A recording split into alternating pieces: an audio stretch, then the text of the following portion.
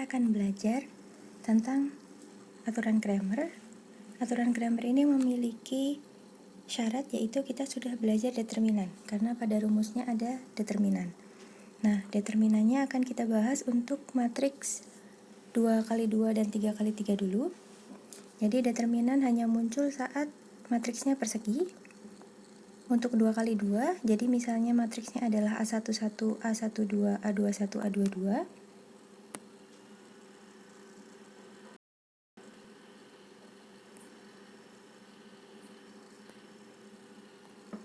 Maka lambangnya bisa seperti ini. Determinannya, matriksnya tadinya kita pakai kotak. Kalau sudah determinan, kita pakai garis lurus. Dan dia adalah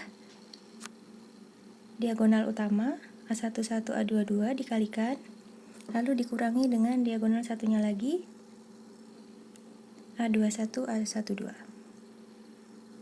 Jadi A11, A22 dikurangi A12, A21 atau A21, A12. Ini sama saja, A21, A12 atau A12, A21.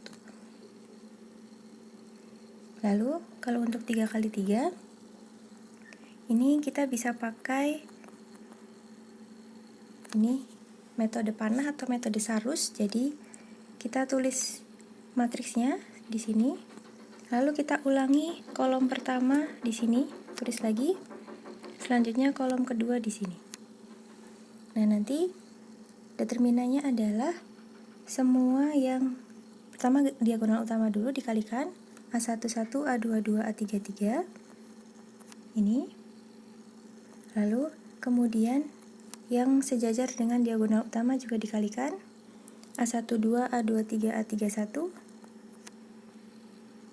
lalu yang terakhir A13, A21, A32. Nah, yang searah dengan diagonal utama ini semuanya plus. Lalu dikurangi dengan yang searah dengan diagonal satunya. Jadi yang ini juga dijumlahkan, lalu depannya dikasih minus.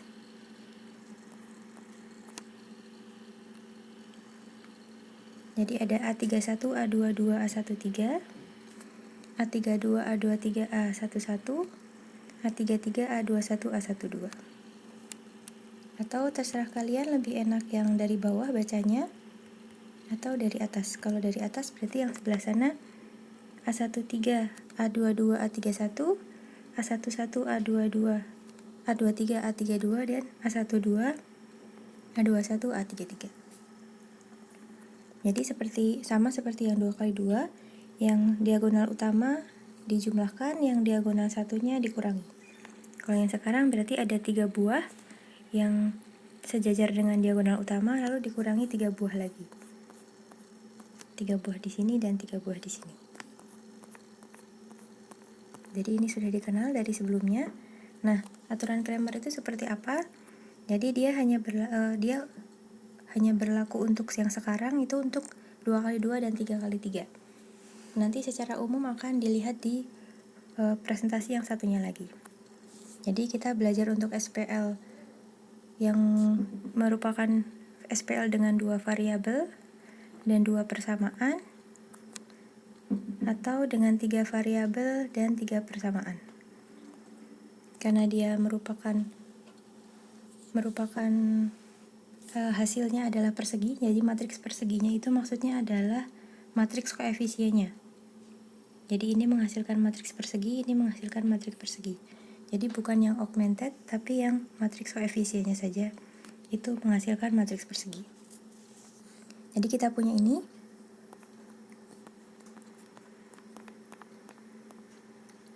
Nah, lalu kita bisa nyatakan, jadi untuk matriks koefisiennya kita biasanya pakai A, itu seperti ini. Lalu untuk hasilnya yang sebelah kanan ini B1, B2, di sini ada B1, B2, B3, kita tulis dalam bentuk vektor. Ya. Jadi matriks augmented itu adalah A, B. Yaitu matriks koefisien disambung dengan matriks hasil yang sebelah kanan. Atau kadang-kadang kita tidak menuliskan garisnya. Ini matriks augmented. Nah, lalu di sini misalkan determinan dari A itu adalah D besar. Jika D-nya 0, kita bisa menghitungnya yang tadi ya. Untuk matriks 2x2 dan 3x3 kita sudah tahu cara menghitung determinannya. Kalau hasilnya adalah 0, maka harus dicari dengan eliminasi Gauss. Tidak bisa memakai Cramer. Karena nanti akan dibagi menjadi 0. Dibagi dengan 0. Karena dibagi dengan determinan A. Jadi aturan Cramer tidak bisa dipakai. Lalu jika kita mengetahui bahwa determinannya itu tidak 0, kita bisa pakai aturan Cramer. Nah, kita butuh D1 dan D2. Tadi D besar adalah determinan dari matriks A. Kalau D2 itu D1 dan D2. Kalau D1 dia adalah determinan matriks A, tetapi yang kolom pertama diganti dengan B. Jadi tadinya adalah A11, A12, A21, A22.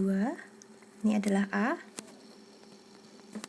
Lalu yang kolom sini diganti dengan B1, B2. Yang A12, A22 tetap. Itu menjadi D1.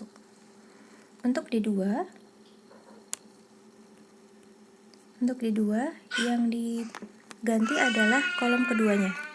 Kolom keduanya diganti dengan B1, B2. Jadi ini. Itu adalah D2. Lalu kita cari determinannya. Jadi kita memiliki determinan matriks A yaitu D. Lalu D1 adalah determinan matriks ini. Dan D2 adalah determinan matriks ini. Lalu solusinya kita bisa tuliskan dalam bentuk vektor juga. Vektor X1, X2 ya. Seperti vektor di fisika. Tadinya kita menuliskannya adalah X1, X2 gitu sebelumnya. Sekarang kita menuliskannya ini tidak pakai. Oh ya, bisa pakai juga bisa. Jadi kita menuliskannya tadinya solusinya adalah X1, X2 ditulis dengan mendatar seperti ini. Sekarang kita bisa tulis dalam bentuk vektor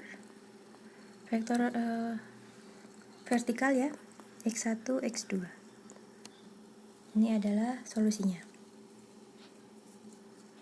Jadi X1-nya nanti adalah D1 dibagi D, X2-nya adalah D2 dibagi D. Untuk 3x3 juga sama, mirip. Jadi untuk D1, A-nya kan 3x3. Untuk D1 kolom 1 yang diganti dengan B, D2 kolom 2 yang diganti dengan B, untuk D3 kolom 3 yang diganti dengan B. Solusinya X1, X2, X3-nya. Ini pakainya kotak ya kurungnya karena mengikuti matriks. Matriks juga kotak. Nanti X1 adalah D1 per D, X2 adalah D2 per D, dan X3 adalah D3 per D. Jadi untuk aturan Cramer ini kita bermain dengan determinan, full determinan semua. Makanya syaratnya tadi determinan dari A-nya tidak sama dengan 0 karena nanti solusinya akan dibagi dengan D. Tadi untuk 2x2 juga sama, dibagi dengan D. Ini contohnya. Jadi kita tulis dulu. Di sini kalau kita tulis menjadi matriks augmented adalah 4, 2, 3, 5, 12, min 8. Untuk lebih jelas bisa kita kasih garis. Ini adalah A, dan ini adalah vektor B. Nah, lalu untuk D-nya berarti D-nya di sini 4, 3, 2, 5. Yaitu determinan dari matriks A. Lalu untuk D1-nya berarti yang 4, 2 ini diganti dengan 12 min 8. Untuk D2-nya 35-nya yang diganti dengan 12 min 8. Lalu kita tinggal hitung. Determinan yang D1-nya adalah dia 12 kali 5, 60 dikurangi min 8 kali 3, min 24. Jadi 84. Determinan matriks A-nya atau D-nya itu adalah 4 kali 5, 20 dikurangi 2 kali 3 itu 6. 14. Lalu D2-nya adalah 4 dikali min 8 itu min 32, dikurangi 2 kali 12 itu 24. Jadi dia minus 56. Lalu hasilnya nanti X1 nya adalah 6, X2 nya min 4. Jadi sekarang penulisannya bisa X1 X2 atau X itu sama dengan 6 min 4.